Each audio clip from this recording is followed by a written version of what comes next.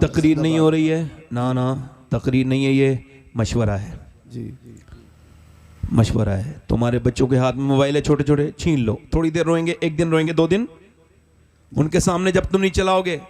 यही शिकायत लेके आते हैं लोग मुझसे, सैयद साहब दुआ कर दे मेरा बच्चा मोबाइल नहीं छोड़ता। मैं क्या लगा भाई साहब बच्चा कैसे छोड़ेगा, उसने अब्बा के हाथ में भी देखा, अम्मी के हाथ में भी देखा, चचा के हाथ में भी देखा, खाला ने भी मोबाइल दिया, है अफसोस बच्चा किससे दीन ले, सबने तो मोबाइल ही दिया जी बेशक, कोई तो दे देता। इमाम मोहम्मद गजाली फरमाते हैं कि जिसका दिल जितना साफ होता है वो उतना ही कुरान पढ़ता है जी बेशक। आज पूछना चाहता हूं जो कुरान पढ़े लिखे लोग हैं, आखिर बात क्या है कि फेसबुक तो 2 घंटे देखने में घबराहट नहीं होती, और कुरान का सिपारा 25-30 मिनट में अगर हाफिज है बंदा ख़त्म कर देगा। क्या बात है जो तौफीक नहीं होती, क्या बात है। मुझे तो ये दौर सख्त लगता है मेरे भाइयों, बहुत सख्त लगता है, बिल्कुल सही बता रहा हूँ। हजरत इमाम हसन बसरी का मुरीद था, ध्यान से सुनना मेरे नौजवानों, इधर देखो, वो बेहतरीन टनाटन मजबूत हाफिज था पूरे बसरा का। एक दिन आके बोला हुजूर मैं बर्बाद हो गया। पूछा क्यों, क्या बात है? कहने लगे हुजूर कल से मुझे कुरान की एक आयत भी याद नहीं, मैं बिल्कुल पढ़ नहीं सकता, पूरा कुरान भूल गया। कहा कैसे? एक लड़की का पीछा कर रहा था, उसने मुझे पलट के देखा, कहा शर्म नहीं आती, मुसलमान हाफिज कुरान और एक लड़की का जीना चलना मुश्किल करता है। कहते हैं उसके अल्फाज मेरे सीने पे जब गए तो ऐसे लगे जैसे नश्तर चुभता है, मुझे पसीने आ गए। और हुजूर उसके बाद से लेकर मैं कुरान पढ़ना चाह रहा हूँ मगर कुरान पढ़ नहीं पा रहा हूँ, मेरा अल्लाह मुझसे नाराज हुआ, मेरे सीने से कुरान निकल गया, अभी तो कुरान निकला है, कहीं मेरा ईमान न निकल जाए। इसका मतलब आंखें बर्बाद, आंखें गंदी, आंखों में कुछ नहीं बचा। नौजवानों हया नहीं बची, हम सब बर्बादी की तरफ जा रहे हैं। इस मोबाइल ने और इस बेहयाई ने, इस मुआशरे ने हमको बर्बाद कर दिया। एक बात सुनो, थोड़ी देर और बोलूं या खत्म कर दूं? बोलो, दिल लग रहा है आप लोगों का? नहीं लग रहा है? जी, जी, दिल लग रहा है जी। इंशाल्लाह मैं कोई फालतू बात तो करूंगा ही नहीं। आपको दिल लग रहा हो तो थोड़ी देर और बोलूं। जी जी बताओ, मेरी तरफ गौर करो। माँ चाहे तो बच्चा तब्दील। अब देखो इधर देखो, दिल्ली में माँ बाप में मशवरा हो गया, किस में बोलो? दिल्ली में, कि बेटे को अल्लाह उसके रसूल का आशिक बनाना। तो माँ ने कहा मैं तरकीब बताती हूं। का क्या? का मैं बताती हूं तरकीब। ए भाई कहां चले? बैठ जाओ, हम आप ही के लिए आए हैं भाई, थोड़ी देर और सुन लो, बैठ लो 2 मिनट, थोड़ी परेशानी तो होगी, बैठ जाओ। असल में देखो भैया, अगर आपको लग रहा हो तो मैं तो अपनी तकरीर कर चुका, आप कहो तो खत्म कर दूं, कहो तो थोड़ी देर और बोलूं। बोलिए। हालांकि ऐसे इन मानों में तो मेरी तकरीर अभी शुरू हुई है, आधा पौन घंटे और भी कर सकता हूं तकरीर, अगर आप कहें तो बोलूं, मगर जो बात कर रहा हूं उस पर ध्यान दो। उठो बैठोगे तो ठीक नहीं है, मेरा हक जाया करोगे। देखो परेशानी थोड़ी सी उठा लो, परेशानी के बाद ही आसानी है जी, है ना? थोड़ा बैठ जाओ। अब ऐसा तो है नहीं कि आप अगर थके हुए हो तो मैं तो अपनी बात भी नहीं बता सकता, क्योंकि मैं तो ये मानता हूं, और बात हकीकत भी यही है, बेहतरीन कदरदान अल्लाह है, अपनी सारी बातें अल्लाह को बतानी चाहिए। मेरे गौसुल आजम फरमाते हैं सबको हाल बताओगे तो बेहाल हो जाओगे, हाल उसे बताओ जो हाल बदल सकता है। जरा जोर से तो बोलो सुभान अल्लाह, सुभान अल्लाह। बेशक, सबको हाल बता दिया, उसको ना बताया। अब सुनो, तवज्जो है, मेरी बात समझ आ रही है आपके? जी जी। अब माँ बाप ने मशवरा किया तो माँ बोली मेरे पास तरकीब है। कहा क्या? कहा बस मैं बताती हूँ। उसने अपने बेटे से कहा, बेटा तब 5-6 साल का, कहा बेटे नमाज पढ़ो, रोटी भूख लग रही है अम्मा, नमाज पढ़ो अल्लाह रोटी देगा। नमाज पढ़ी, नमाज पढ़ के बोले जाओ अंदर देखो अल्लाह ने भेज दी होगी रोटी। अंदर गया तो देखा तो बिस्तर के पास एक गर्म रोटी थी, माँ ने पका के चुपके से रख दी थी और बेटे ने उसको खा लिया। अच्छा जब खा लिया तो उसके बाद ऐसी चलता रहा, बेटे की नमाज की आदत पड़ गई। वो पहले मदरसे से आता, उसके बाद वजू करता, जरा जोर से तो बोलो सुभान अल्लाह, सुभान और उसके अल्लाह। बाद नमाज पढ़ता, नमाज पढ़ के अंदर जाता, रोटी उठा के खा लेता। एक दिन बेचारी माँ कहीं चली गई किसी के मरने में या किसी जरूरी काम से, वापस ना आ पाई तो वहीं से रोना शुरू कर दिया, मालिक मेरे बेटे को रोटी नहीं मिलेगी। तो फिर उसका दिल टूट जाएगा और वो समझेगा आज तूने उसको रोटी नहीं दी, हालांकि मैं झूठी हूं, सारी खताकार मैं हूं, मेरे बेटे पर करम करना, मैंने सब कुछ तेरे लिए किया था कि तेरी मोहब्बत उसके दिल में बैठ जाए। मैं कमजोर औरत हूं, आज पहुंच न सकी, मुझे माफ कर देना मेरे मालिक। अल्लाह का फजलो करम हुआ, जब घर पहुंची तो बेटा सो रहा था। उठाया, मेरे लाल उठ जा, रोटी अंदर रखी है, खा ले। बेटे ने आंख खोली और बोला अम्मा अब आप आई हो, मैंने तो नमाज भी पढ़ ली और रोटी भी खा ली। कहा रोटी कहां मिली? कहा वहीं मिली, मगर आज जितना मजा रोटी खाने में आया अम्मा, इतना मजा आज तक किसी रोटी में खाने नहीं आया। आज तुमने कैसे रोटी बनाई थी अम्मा? आज तो रोटी खाते ही मुझ पे नींद तारी हो गई, इतनी मजे की रोटी मैंने कभी नहीं खाई। माँ ने उसकी पेशानी को चूमा और उसके बाद सजदा शुक्र अदा किया और कहा ए मेरे रब तेरा शुक्र है तूने माँ की लाज रख ली। सुनो, जब वो बच्चा बड़ा हुआ तो हिंदी में रोटी को कहते हैं काकी।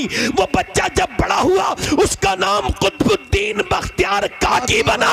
दुनिया के बादशाहों के नामो निशान दिल्ली से मिट गए, मगर जिसे मेरे रब ने बादशाह बनाया वो आज भी महरौली में बादशाह बन के लेटा। नारे तकबीर, नारे रिसालत, मसलके आला हजरत, नारे तकबीर, नारे रिसालत। सुभान अल्लाह, माशाअल्लाह, बहुत खूब, बहुत खूब, माशाअल्लाह। हमने देखा ही नहीं। इधर देखो बच्चे, मेरी तरफ ध्यान देना, मेरी बात सुनना, मैं आपको बता रहा हूँ, मेरी तरफ देखना, मेरी तरफ देखना। एक औरत चाहे तो मर्द को बदल, जी जी कोई मैं फारसी में बात थोड़ी कह रहा हूँ, जी। हमारे यहाँ तो बदल देती हैं औरतें, आप क्या नहीं बदलती? शादी होती मर्द नहीं बदल जाता? थोड़ी बहुत तो तब्दीली और आनी भी चाहिए, ऐसा नहीं कि आनी नहीं चाहिए, आनी चाहिए। भाई वो एक अलग बैकग्राउंड से आई है, उसकी भी कुछ बातें मानना जरूरी है जी। ऐसा नहीं उसकी हर जायज बात माने। उसने अपने माँ बाप को छोड़ा है, उसका ख्याल करें। जी। एक औरत अपने आदमी को लेकर बाजार में घूम रही है, बच्चा पीछे, वो शौहर पीछे पीछे, बच्चा बेचारे मजलूम की गोद में है। अब ये बेचारी, चूंकि इसको बड़ी जरूरी ड्रेस खरीदनी है, तो पूरे बाजार में इधर उधर बेचारी ने बड़ी मुश्किल से अपने कपड़े पसंद किए, फिर जूते नहीं मिल रहे थे तो बड़ी दुकानें, वो बेचारा मजलूम धूप में वो बच्चा उठा उठा के पीछे चल रहा है। अब चलते चलते जब वो घर आया तो उसकी पड़ोसन बोली कि तेरे मैं शौहर को जानती हूँ, तेरे आदमी को, वो कभी अपनी माँ के साथ बाजार नहीं गया ना अपनी बहनों के साथ गया। कहा तुम मुझे ताने दे रही हो? कहा मैं बेटी तुझे ताने नहीं दे रही हूँ, मैं तुझे समझा रही हूँ। तू अगर चाहे तो इसे बाजार ले गई, तू अगर चाहे तो इसे मस्जिद भी भेज सकती है, नमाजी भी बना सकती है। बेशक, बहुत खूब, नमाजी भी बना सकती है। गैर मुनक़सिम हिंदुस्तान में एक चौधरी थे, उनका नाम था बाज़ैद, मालदार आदमी, दौलत बेशुमार, 2 बीबियां, 100 नौकर। कितने नौकर? 100। काफी नौकर हो गए ना 100 उस जमाने में। और वो जमाने में मालूम माल किसे माना जाता था?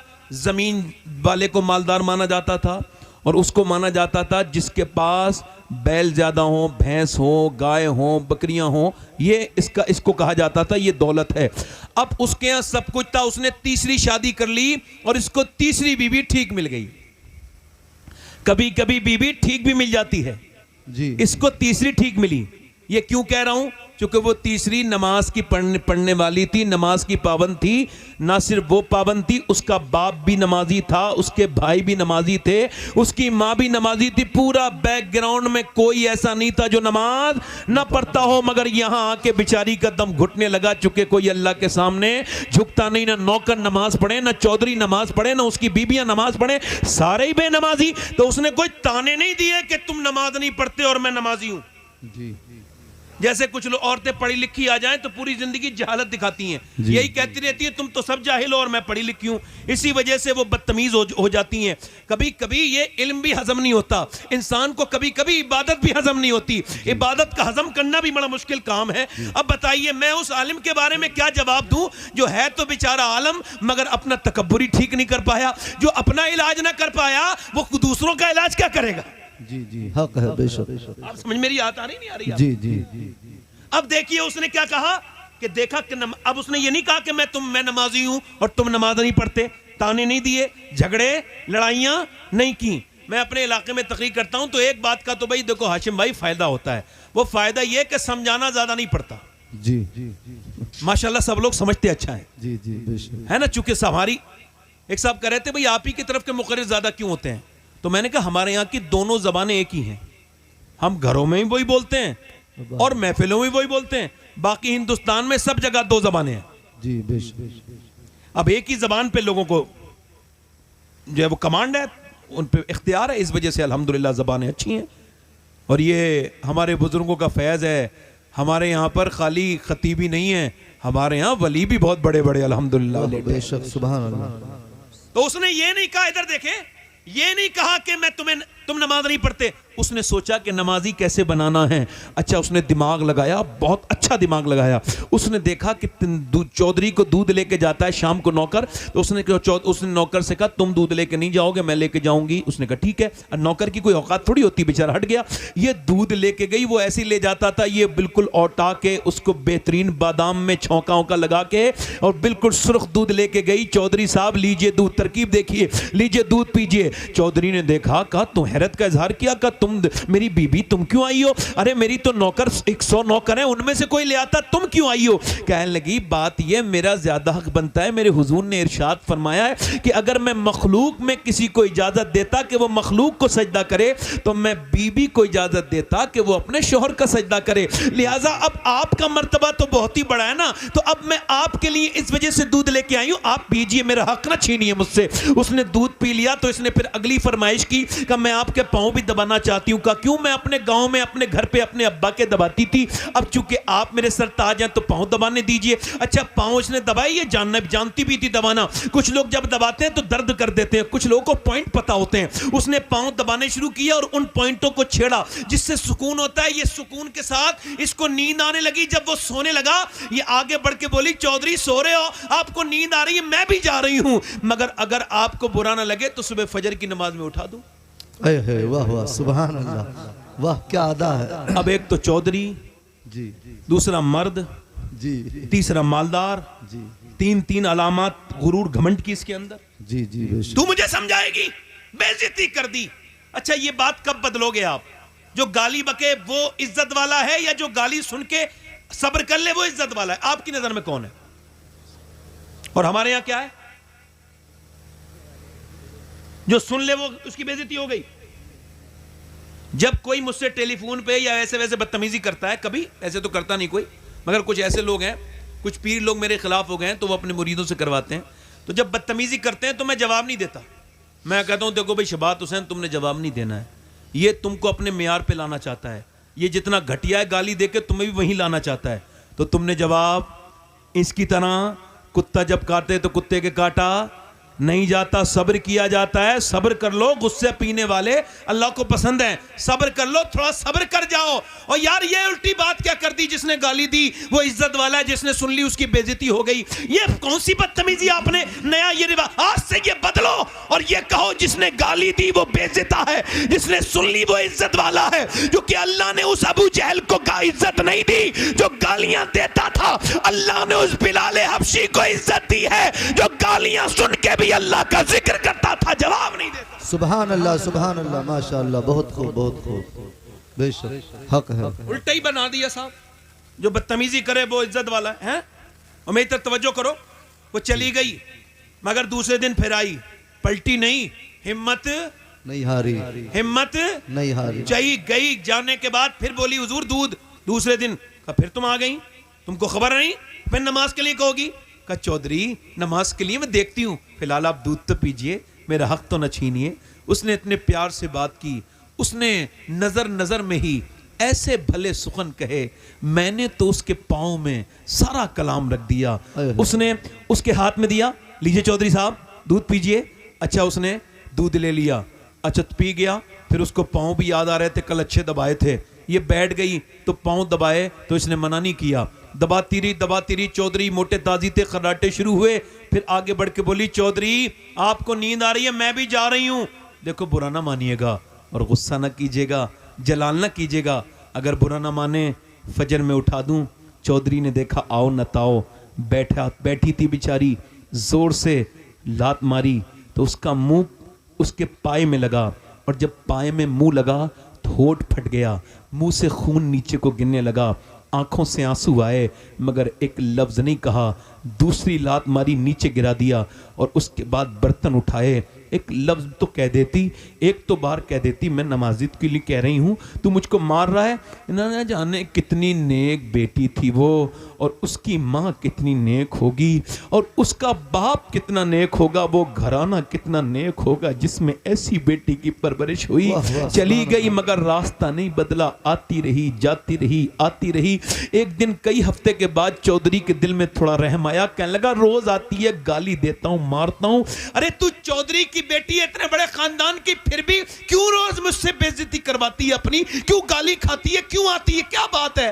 कहने लगी चौधरी एक ही बात है, का क्या कर, नमक हराम नहीं हूं, नमक हलाल हूं।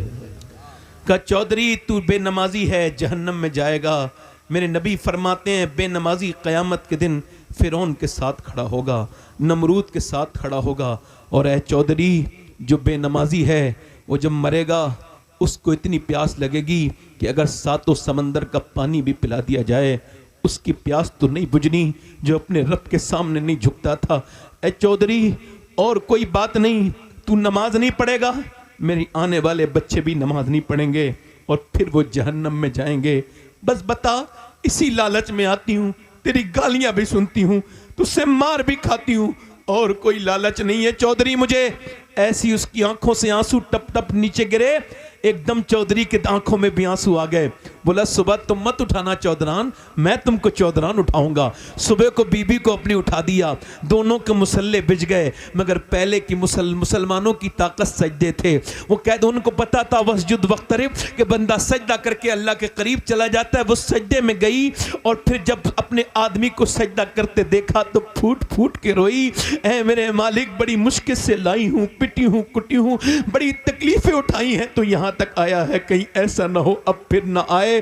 तो लाना मेरा काम है, अपना लेना तेरा काम है, दिल बदल दे मेरे मालिक, मैं कमजोर औरत हूँ, मेरे मालिक तू बेहतरीन कदरदान है, तुझको खबर है कि मैं कितनी तकलीफ में लाई हूँ, मेरे आदमी का दिल बदल दे, ऐ अल्लाह दिल बदल दे। अल्लाह का ऐसा करम हुआ कि चौधरी का दिल बदल गया, फिर तहज्जुद की नमाज तक का पाबंद हो गया। और उसके बाद उसने बेहतरीन मस्जिद बनवाई, 100 के 100 नौकर नमाजी हो गए, बीबियां नमाजी, बच्चे नमाजी। जब चौधरी ने नमाज पढ़ी तो इलाके में नमाजी की जो है वो लहर दौड़ गई। एक औरत ने पूरे इलाके में हंगामा बर्पा कर दिया। वो कैसे कदम लेके आई थी, कैसे बाबरकत उसके कदम थे। और जब इन दोनों के दरमियान बच्चा पैदा हुआ तो कोई आम बच्चा नहीं था, अपने वक्त का कुतब और वली बन के पैदा हुआ। उसके बेटे का नाम सुल्तान मोहम्मद बाहू था, जिसने कहा था तस्बीह फिरी पर दिल नहीं हो फिरिया, की लेना तस्बीह फड़ के हूँ, इल्म पढ़ा पर अदब न सीखिया, की लेना इल्म फड़ के हूँ। जब माँ बाप नेक होते हैं तो बच्चे फिर अल्लाह के वली बन के पैदा। वाह वाह, बेशक, सुभान अल्लाह, सुभान अल्लाह, माशाअल्लाह, बहुत खूब। अब औरतों को, मेरे भाइयों को इसका शऊर है जी। वासिफ अली, ध्यान से सुनना, वासिफ अली वासिफ फरमाते हैं अगर तुम अब तक बेनमाजी हो और अल्लाह ने औलाद दे दी है तो अब नमाज पढ़ो, क्योंकि अब तक तुम अकेले बेनमाजी थे, अब तुम्हारी नस्ल बेनमाजी हो जाएगी। ओ मेरे भाइयों इधर देखो, अपने बच्चों को चाहे खाना कम खिलाओ। जी बेशक।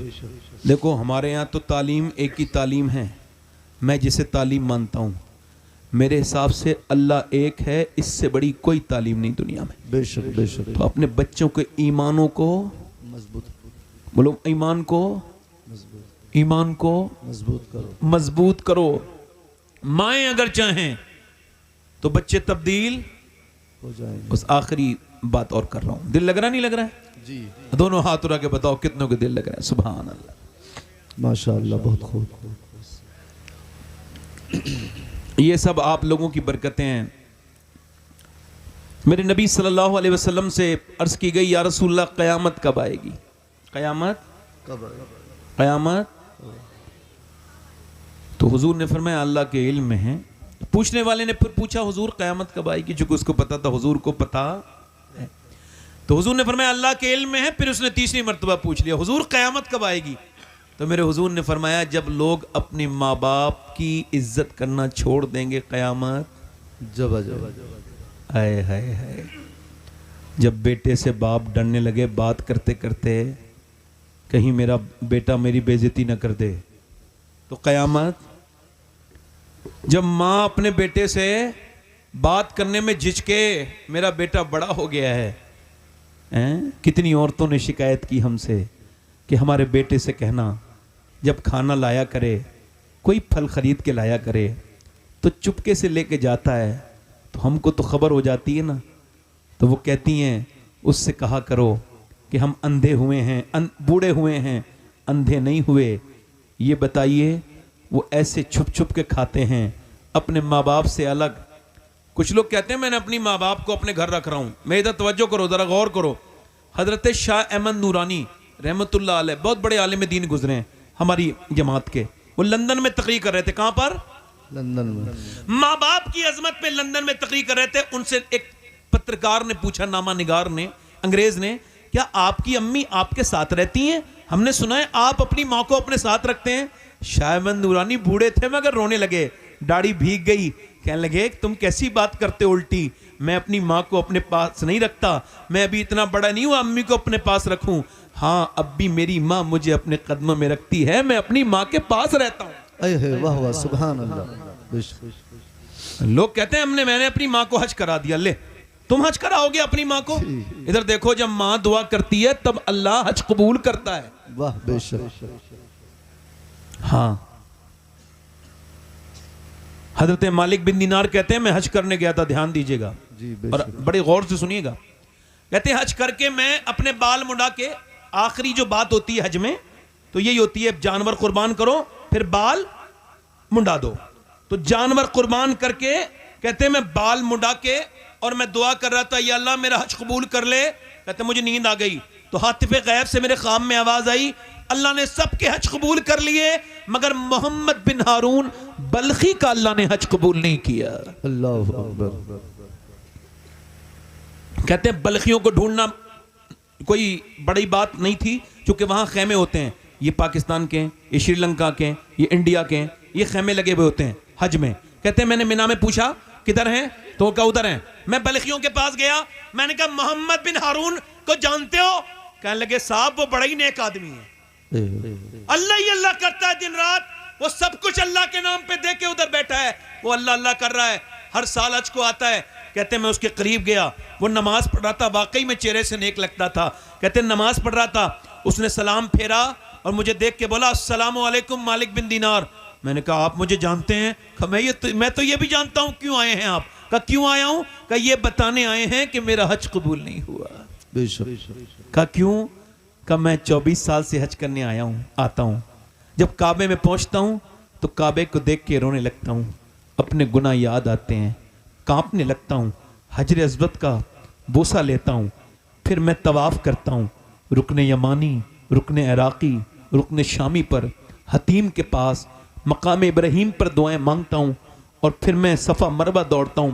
8 ज़िलहिज्जा को एहराम बांध के मिना जाता हूं, पूरे दिन वहां पर दुआएं मांगता हूं, वहां तौबा करता हूं और पूरे दिन के बाद सुबह फजर के बाद मैं अरफात के मैदान चला जाता हूं और वहां पर पूरे दिन दुआएं मांगता हूं। आपको पता है वहां एहराम की हालत में दुआ मांगना क्या है? सुन्नत। क्या है? सुन्नत। और जब हम पहली मर्तबा मैंने हज किया 17 में, मैंने देखा लोग दुआ मांग रहे थे, आधा घंटे में उन लोगों को चक्कर आ गए, आधा घंटे में। और जब मैं दूसरी मर्तबा 19 में हज करने गया तो मैंने देखा कि लोग दुआ मांग रहे थे तो 45 मिनट में लोगों को चक्कर आने लगे, कहने लगे बहुत धूप है, बर्दाश्त नहीं होता, लोगों को चक्कर आने लगे। मगर हजरत अबू हुरैरा फरमाते हैं जब हुजूर ने दुआ मांगी ना आखिरी हज के मौके पर मेरे और आपके आका ने, मेरी बहनें सुन लें, मेरी बेटियां सुन लें, आप भी सुन लें, हाथ उठाए और दुआ की। तो फिर दुआ करते करते अपने सीने पे दोनों हाथ लगाए और फिर सिसक के रोए और क्या कहते थे मेरे नबी, ऐ अल्लाह मेरी उम्मत को बख्श दे या अल्लाह। और आखिरी हज के मौके पर अरफात की तपती हुई धूप में मेरे और आपके आका ने 6 घंटे लगातार तकरीबन दुआ की है। 6 घंटे लगातार उम्मत के लिए दुआएं करते रहे। वो कहता है मैं अरफात में दुआएं मांगता हूं और फिर मैं तौबा करता हूं खूब अपनी गलती पर, और फिर मैं असर पढ़ के मगरिबी शाम मिला के पढ़ता हूं मुजदलिफा में कंकरी बीनता हूं और मिना चला जाता हूं, वहां रमी करता हूं। रमी में यानी पत्थर मारता हूं शैतान के, और फिर पत्थर मार के चला जाता हूं काबे, तवाफ करता हूं, सही करता हूं, वापस फिर आता हूं, जानवर कुर्बान करता हूं, फिर अपना बाल मुड़ाता हूं। तो कोई अल्लाह का वली आता है और कहता है अल्लाह ने तेरा हज कबूल नहीं किया, अल्लाह ने तेरा हज कबूल नहीं किया। कहा क्यों? कि मैं अपनी मां का गुस्ताख हूं, मेरी मां मुझसे नाराज होके मरी है। का 24 साल पहले की बात है, मैं शराब पीता था, शराब पी के अपने घर गया, रमजान का महीना। इधर देखो मेरे दोस्तों, कहता है मेरी मां रोटी बना रही थी, तंदूर पहले चलता था, तंदूर पे बैठ के कहते हैं मेरी मां से मैंने कहा अम्मा भूख लगी है। उसने मेरी शराब की बू सूंघी, कहा बदबख्त मैं रोजे से हूं, शराब पी के आया है, शर्म नहीं आती रमजान में मुझसे खाना मांगता है। कहते हैं मुझे गुस्सा आया, मैंने जन्नाटेदार हाथ अपनी मां के मुंह पे मारा। कहते हैं वो तो तंदूर में ढलक के गिर गई, कमजोर, बर्दाश्त न कर पाई, मगर मैं भी गिर गया, उठा ना पाया। उसकी चीखें आवाज आई, वो झुलसने लगी, चीख पुकार करने लगी, मगर मैं शराब के नशे में पड़ा रहा। हाय हाय मेरे दोस्त, तूने अकेले ने शराब नहीं पी, तूने अपने बच्चों की भी खुशियां पी ली, तूने अपनी बीबी का चैन सुकून उस शराब में मिला के पी लिया, तूने अपनी बहन को ताने देने के लिए छोड़ दिया। लोग कहेंगे ये शराबी की बहन है, तेरी बहन से तेरी बेटी को ताने मिलेंगे कि तू शराबी की बेटी है, तूने कितनों को बर्बाद किया शराब पीकर। ओ शराबी, तौबा कर अल्लाह से। वो कहता है मैं पड़ा रहा, मुझे घसीट के अंदर बंद कर दिया, आंख खुली मेरी बीबी जा रही थी। मैंने पूछा कहां जा रही है? कहा मैं के जा रही हूं, तेरे साथ नहीं रह सकती। कहा क्यों? कहा तू माँ का कातिल है, मैं माँ के कातिल के साथ नहीं रह सकती। कहा मेरी माँ मर गई? कहा हाँ, 9 महीने तुझे पेट में रखने वाली मर गई, 9 महीने। आपको पता है जब हम और आप छोटे थे, डायपर का जमाना नहीं था, तो पेशाब कर दिया बच्चे ने सर्दी के मौसम में, अम्मा पेशाब पे लेट गई। क्या कोई किसी के पेशाब पे भी लेट सकता है? अल्लाह अकबर। कहते हैं मालिक बिन दीनार, मैंने उसके मुंह पे थप्पड़ मारा, तेरा हज क्या कबूल होगा? माँ को मार के आया है, माँ को मार के आया है। कहते मैं सो गया, मुझे हुजूर का दीदार हुआ ख्वाब में, मेरे सरकार ने फरमाया ओए तूने क्यों डरा दिया डरे हुए को? ओ मालिक बिन दीनार, अल्लाह उसको बख्श देगा। हज की हुजूर माँ का गुस्ताख का अल्लाह माँ की बदौलत ही बख्शेगा। कयामत के दिन माँ उसकी दावा करेगी अल्लाह ने मुझे जला के मारा था, मेरी क्या खता थी?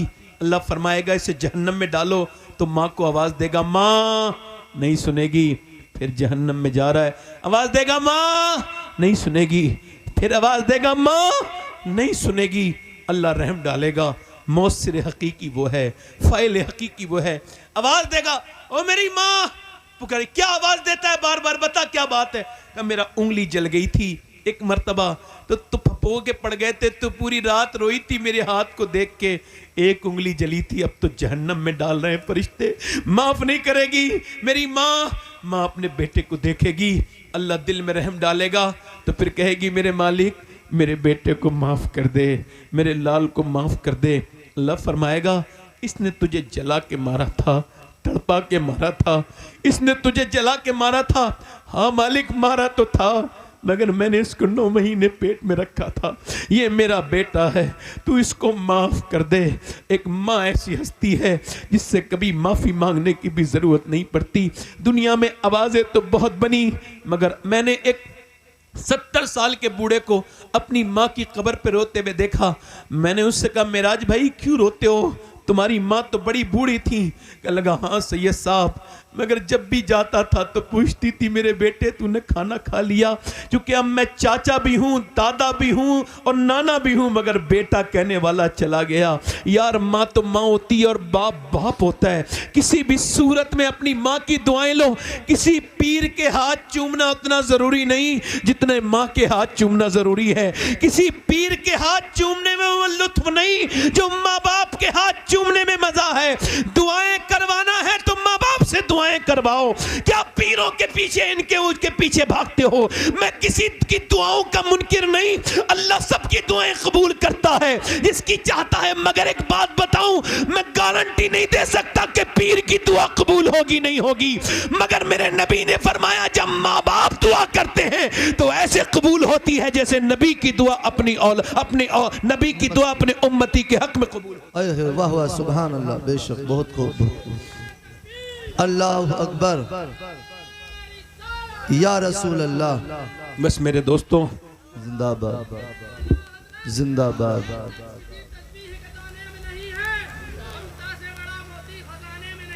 सुभान अल्लाह। हाय हाय हाय हाय हाय वाह वाह, बेशक बेशक, सुभान अल्लाह सुभान। हाय हाय, क्या सच्ची बात कही मेरे भाई, क्या सच्ची बात कही। ना बाप का सा दूसरा, ना माँ सा दूसरा। जी बेशक। इनसे मोहब्बत करें। आखिरी बातें और कर लूं, आखिरी बातें कर लूं। जी मुफ्ती साहब ने भी एक बात कही थी, तो उस बात में हल्का सा मैं मुफ्ती साहब की बात को आगे बढ़ाता हूं। देखो, दो किस्म की लड़कियां हैं हिंदुस्तान में। कितने तरीके की? ध्यान देना जरा। दो किस्म। कितने तरीके की?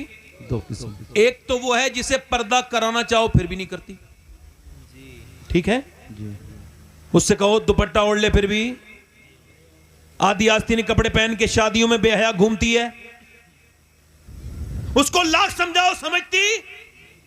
और एक वो है जो पेपर देने जा रही है, जी बेशक। और स्कूल वाले कह रहे हैं बुर्का उतारेगी तो पेपर देगी, बेशक।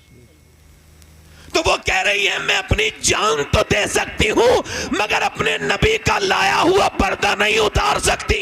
वाह वाह, बेशक, सुभान अल्लाह। दोनों मुसलमान है जी, दोनों मुसलमान। तो फर्क क्या है दोनों में? फर्क यह है कि उस वाली बेटी को बचपन में माँ बाप ने पर्दा कराना सिखा दिया। जी।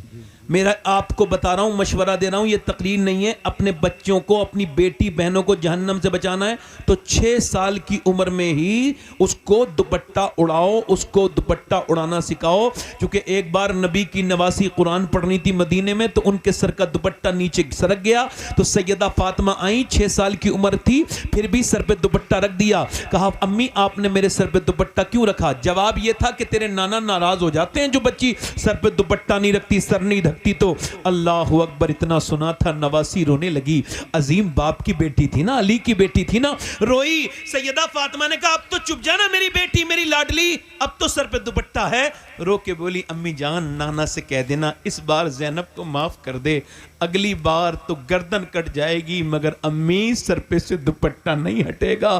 करबला के मैदान में लोगों ने देखा कि वो अपने बच्चों की लाशों पर भी वो बेपर्दा नहीं हुई। बात वही है कि बचपन में पर्दा, ये जो लड़कियों को, छोटी छोटी बच्चियों को जीन्स की पैंट और मर्दाना कपड़े पहनाती हैं, ये गुनहगार हैं, हराम काम करती हैं। अम्मी आयशा फरमाती हैं एक औरत ने अपने जूते पहन लिए मर्दों के, तो हुजूर ने जूतों पहनने वाली औरत पर लानत फरमाई। हुजूर की लानत कोई छोटी मोटी बात मत समझना इसको। ये फिर कितने भी मियाँ को, कुछ मियाँ को उल्टा लटका लो घर में तब भी बरकत नहीं होगी। जी बेशक।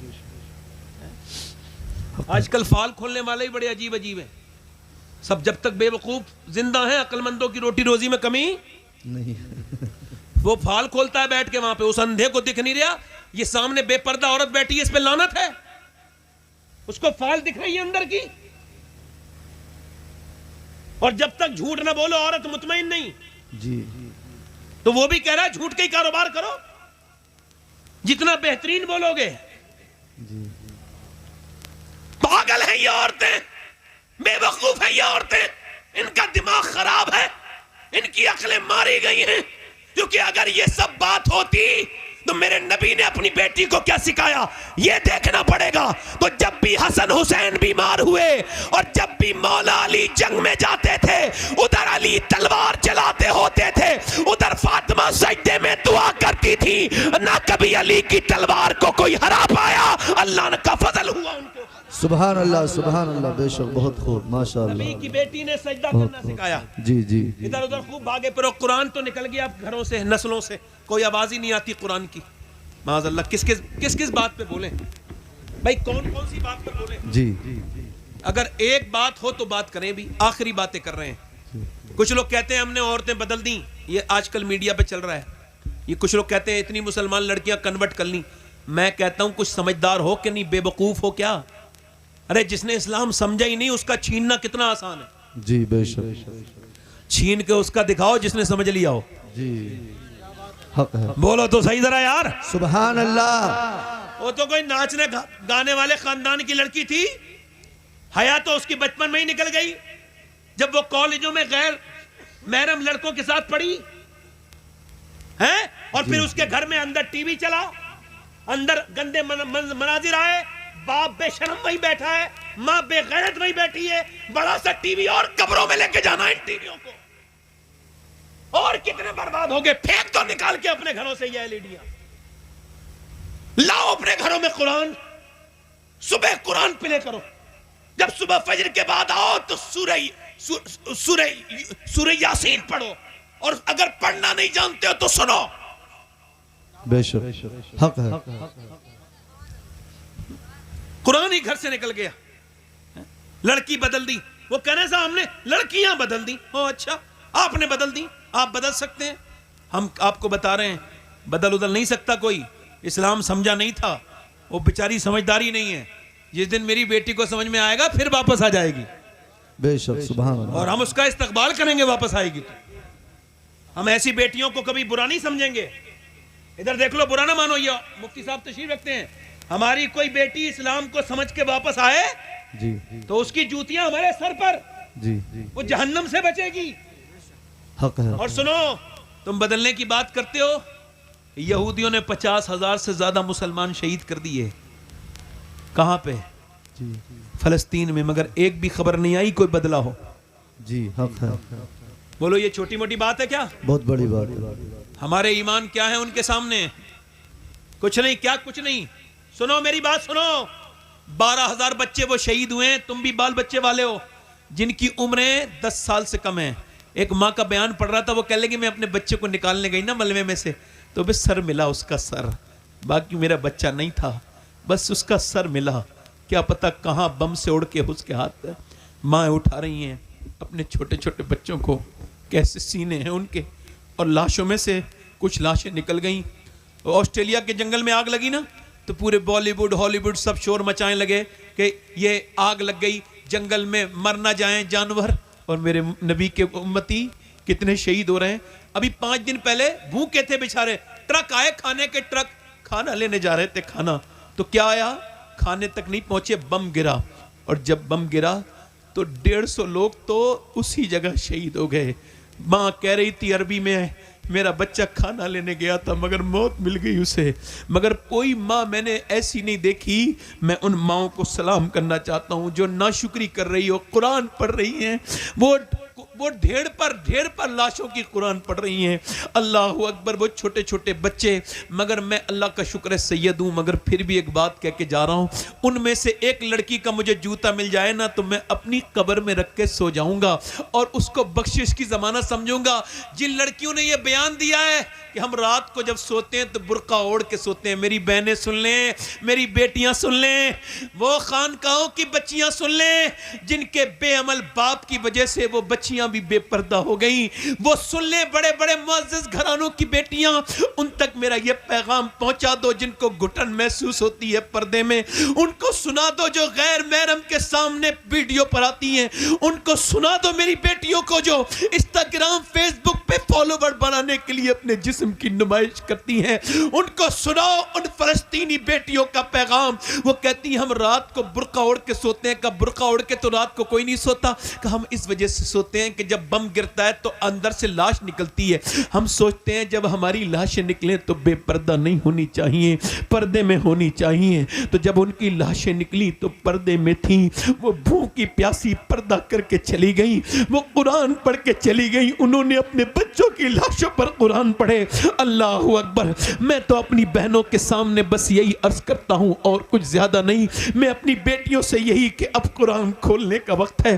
अगर तुम बदलोगी तभी जमाना बदलेगा। हमें मालूम है इस्लाम को नानी ने फौकियत दी है। जब नानी ने बरकतें लुटाई हैं तो नवासी तक चली है।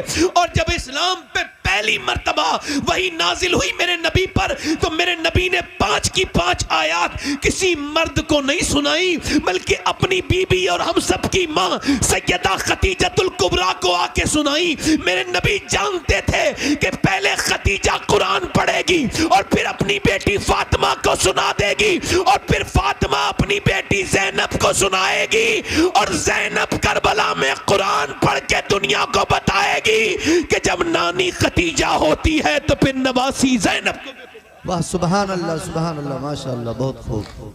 बस मेरी तकरीर ख़त्म हो गई। मैंने अपने इन हाथों से मेरे दोस्तों कितने लोगों को दफन किया है।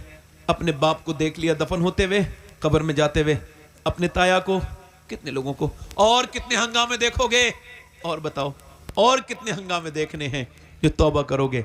आला हज़रत का एक शेर मैंने समझा, आपको भी समझा रहा हूँ। फरमाते हैं हाय गाफिल वो क्या जगह है जहां 5 जाते हैं तो 2 तो कब्र के अंदर होते हैं, 2 ऊपर होते हैं। अब ऊपर से एक ने लिया, लाओ भाई 5वां दे दो। 4 ने 5वां लिया, 5वां दे दिया, उठाया और नीचे रखा, अंदर दफन कर दिया। अब पहले ऊपर वाले निकले, फिर नीचे वाले बाहर को निकले। अब आला फरमाते हैं हाय गाफिल वो क्या जगह है जहां 5 जाते हैं, 4 फिरते हैं। 5 गए थे कब्र के अंदर, वापस कितने आए हैं? 4। तो क्या समझते हो तुम वापस ऐसे आते रहोगे? नहीं नहीं, सबको मौत आएगी। अब ना अमीर को छोड़े, ना गरीब को छोड़े, ना आलिम को छोड़े, न जाहिल को छोड़े, न पीर को छोड़े, न मुरीद को छोड़े। सुनो, ये जो तकरीर कर रहा है ये भी मर जाएगा, ये जो सुन रहे हैं ये भी मर जाएंगे, ये जो डर रहे हैं ये भी मरेंगे। मेरे सरकार मौला कायनात मौला अली फरमाते हैं मौत को याद करोगे तब भी मौत आएगी, याद नहीं करोगे तब भी आएगी। फरमाते हैं मगर याद करोगे तो मौत आसान बन के आएगी। आसान। मेरे नबी फरमाते हैं जो मौत को दिन में 20 बार याद करे क़यामत के दिन शोहदा के साथ उठेगा। सुभान अल्लाह। मेरे दोस्तों बस तौबा कर लो। एक आदमी है, उसका नाम है, उसके पास एक औरत आई, मूसा अलैहिस्सलाम का ज़माना है, आके बोली मेरे बच्चे भूखे हैं, मुझे कुछ दे दो।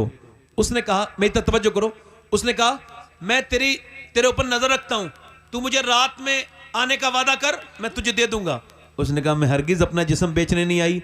चली गई, फिर वापस आई, कहने लगी मेरे बच्चे बेहोश हो रहे हैं, कुछ तो दे दे, मैं आ जाऊंगी रात को। उसने कहा ठीक है, पैसे लेके चली गई। रात को आई, कमरे में बैठी थी, ये इसके करीब चला, इसने इसके हाथ लगाना चाहा तो ये कांप गई, पसीने में नहा गई, रोने लगी। क्या ड्रामा करती है, रोती क्यों है? पैसा नहीं मिला? का पैसा सब कुछ नहीं होता, ईमान भी कुछ होता है। का क्या मतलब? का मैं जब रात को सजदा करती हूँ तब भी मेरा रब देखता है, और मैं तेरे साथ जिना कर रही हूँ तब भी मेरा रब मुझे देख रहा है। बस यही कह रही हूँ मालिक, मैं एक मजबूर माँ हूँ, मेरे बच्चे भूखे ना होते तो ये बुरा काम ना करती, मुझे माफ कर देना मेरे मालिक। ऐसा रोई, अल्लाह की ऐसी रहमत जोश में आई, वो फूट के रोई, उसका दिल बदल गया। किसका? वही बोला जब मैं तुझे अपनी बहन बनाता हूँ, जा चली जा। वो तो बहन बना लिया, वो तो चली गई। ये सजदे में गिर के बोला मालिक एक दिन आई थी, हाथ तक नहीं लगाया, मैंने तो कितनी इज्जतें लूटी हैं। ये कह के फूट फूट के रोया कि अगर मेरे जैसा गुनहगार कोई नहीं तो तेरे जैसा करीम भी कोई नहीं है मेरे मालिक। मेरी पूरी रातें बुराइयों में गुजरी हैं, मैं बड़ा नापाक हूँ, बड़ा बदकार हूँ, मगर तू पाक करने वाला मेहरबान है, मुझे माफ कर दे। रो गया, सो गया। सुबह को दरवाजे पे दस्तक हुई, दरवाजा खोला, आप कौन? तो आने वाले ने पूछा तुम्हारा नाम क्या है? कहा मेरा नाम तो ये है। कहा मैं अल्लाह का नबी हूँ मूसा, और अल्लाह ने तुझे सलाम भेजा है। कहने लगा मूसा चेक कर लो कोई और घर होगा, ये तो बदकार आदमी का घर है, मुझसे ज्यादा बुरा आदमी कोई नहीं, चेक करो। मूसा बोले कोई नेक काम किया तो पूरी बात बताई। और कहा कितना रोया? कहा बहुत रोया। तो मूसा बोले अल्लाह ने तेरे आंसुओं को कबूल कर लिया है। अल्लाह फरमाता या अय्युहल इंसान मा गर्रका बिरब्बिकल करीम। कब तक ये सब उठा के रखी आएंगे कब्र में, कब तक नहीं झुकोगे, कब तक तौबा नहीं करोगे? मैं आपके नबी की बात कर रहा हूं आपसे, आपको बता रहा हूं हुजूर के पेट पे 2 पत्थर बंधे हैं। अम्मी आयशा कहती हैं कितने पत्थर? बोलो हाय हाय कितने पत्थर? और दुआ क्या कर रहे हैं? मैंने देखा, अम्मी आयशा कहती मैंने सुना, देखूं हुजूर क्या दुआ कर रहे हैं, तो दोनों हाथ उठा के दुआ कर रहे हैं, या अल्लाह मेरी उम्मत कभी भूखी ना मरे, मेरी उम्मत यानी मैं, ये सब उस नबी की दुआओं में हो। अजीजुन अलैहि मा अनित्तुम हरीस की तफसीर में मुफ्ती अहमद यार खान नईमी कहते हैं इतना प्यार करते हैं हुजूर अपनी उम्मत से कि कोई उम्मती गुनाह करता है तो हुजूर को तकलीफ होती है, जब कोई नेकी करता है तो नबी को खुशी होती है। आला हज़रत फरमाते हैं आज भी हुजूर अपने मज़ार में उम्मती के लिए दुआ कर रहे हैं, और कल क़यामत के दिन भी हुजूर ही होंगे। क़यामत तो बाद में आएगी, हम कब्र में जाएंगे, मेरे नबी तन्हा नहीं छोड़ेंगे हुजूर कब्र के अंदर। तो जरा बताओ हुजूर के नाम पे जान दे दोगे? दोनों हाथ रख के बताओ, नीचे हाथ कर लो, जान दे दोगे हुजूर के नाम पे इंशाल्लाह? एक दूसरे की तरफ ना देखना, मुस्कुराना नहीं, एक दूसरे की तरफ ना देखना। जो जान दे सकता है कुछ भी कर सकता है।